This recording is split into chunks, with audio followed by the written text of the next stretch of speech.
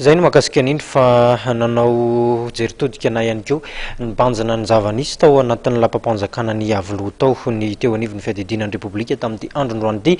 Anisan'ny tazana tao anatin'izany lapa izany moa ny conteneur maromaro nahitana sarobidy sy tracteur maromaro ihany koa. Tracteur eo amin'ny 10 isa izay samy tsy misy moteur intsony, conteneur 20 isa izay misy sarobidy ary tsy mbola voafaritra ny ao anatin'ny conteneur hafa.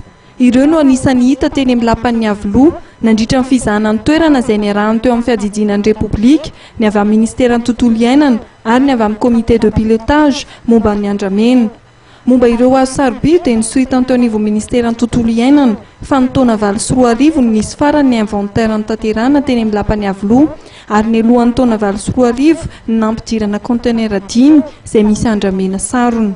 Misy rondin de bois de rose 1940 bois d'ébène 1949 rondins, des bois de rose 878, des nisy conteneur à 10 fa tsy voaisana ny tao anatiny dia ny cubena fotsiny 41,650 mètres cubes.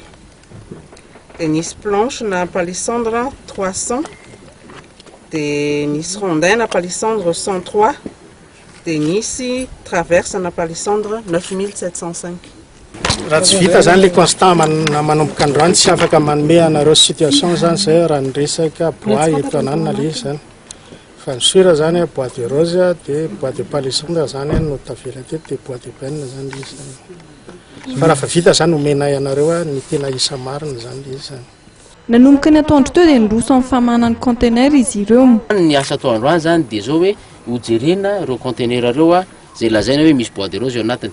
Efa nanao ny étape ny procédure maromaro zany izahay hoe naka taratasy tany amin'ny tribonaly ary dia naka huissier sy juriste sy avocat zany anao constant le entana dia desoden'le izy aloha zany hijeriny ao anatiny dia aveo indray amin'ny resoden'le izy raha ilaina nanaovana zay aveo.